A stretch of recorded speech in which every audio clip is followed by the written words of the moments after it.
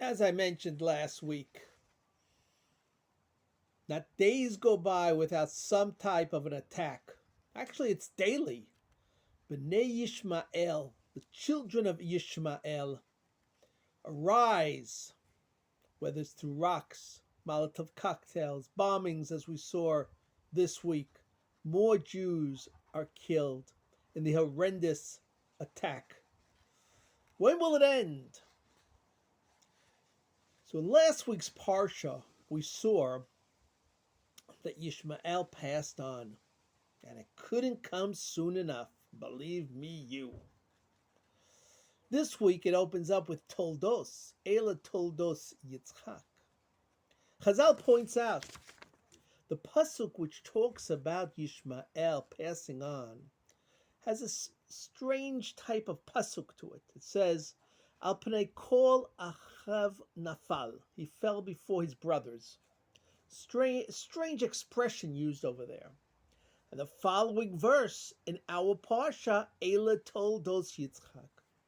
Our rabbis teach us that at the end of days, when Yishmael falls before Yitzchak, the children of Israel, then you'll know that the time has come for Tikkun Olam, for fixing the world, for Melech HaMashiach to arrive over here.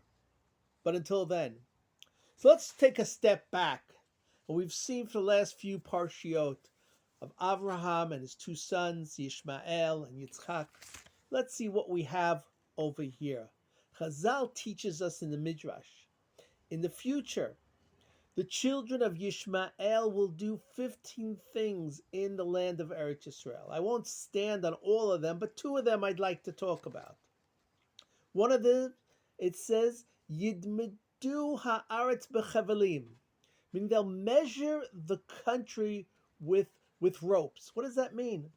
It means, as we see today, that the children of Yishmael, they measure every centimeter in the land of Eretz Yisrael, and they plan strategically where to build houses in order to cut off settlements so the Jews can't grow, and to know that they will never give up a centimeter of land in the land of Eretz Yisrael that they belongs to them. And the second thing, which it says there in the Midrash, B'nei binyan beheichal, they shall build building in the heichal of the Holy of Holies in the Beis Hamikdash. Of course, that we've seen for almost 1,300 years. It's interesting.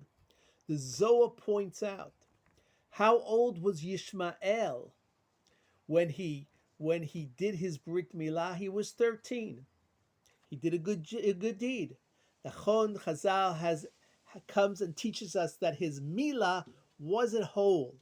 He left part of it on. It wasn't a full Brit Milah. But he did, at the age of 13, follow his father's instructions to what the Kadosh Baruch Hu said. And so, he has to be rewarded for that. And so the Zohar tells us that because he did it at the age of 13, his hold on the land of Israel will be for 1,300 years. Incredible. And that's we've seen throughout history, whether it was the Mamluks, later on, the Ottomans who came here, the Turks who ruled here, 1,300 years. And their merit, though, is going to be used up. And when it happens, when that merit is used up, their hold on the land of Eretz Yisrael will also be used up. And they won't be able to further harm the Jewish people.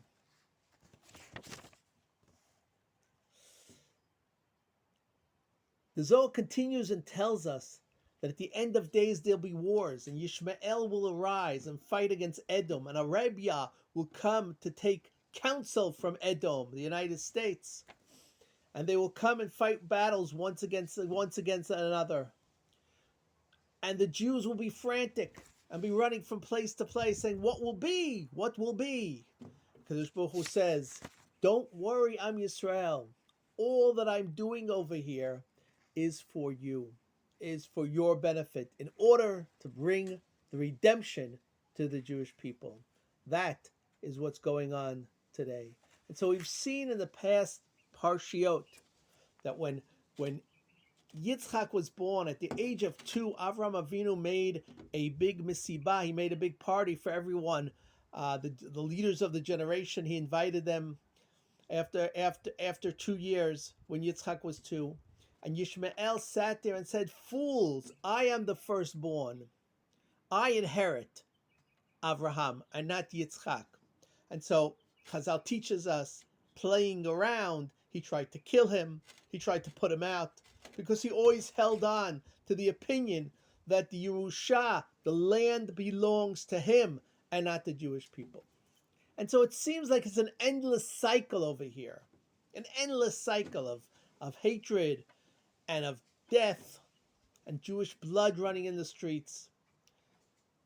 When will it end? Well, there is some good notes on the horizon, eventually. Not right now, but eventually. The parsha tells us, the previous parsha tells us that when Avram Avinu passed on, he was buried by Yitzchak and Yishmael. We know that Yishmael is the oldest. The pasuk should have put him first. Chazal teaches us, B'sof hayamim, in the end of days, Yishmael will do tshuva and come to realize that everything that he has been fighting for his entire life, to be the number one Yerusha of Avraham, he's finally come to the realization that the proper one to have this Yerusha is Yitzchak and the children of Israel.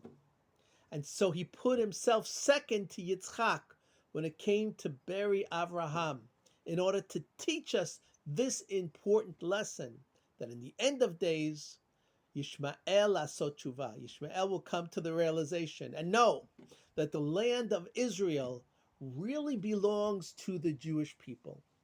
The war and the fight that has been going on for the last 200 years since the Jews have awakened and come back to the land of Eretz Israel, in our day is continuing, but there is hope on the horizon that someday Yishmael will come to the realization, just as the pasuk says that when they buried Avraham, it was Yitzchak and Yishmael.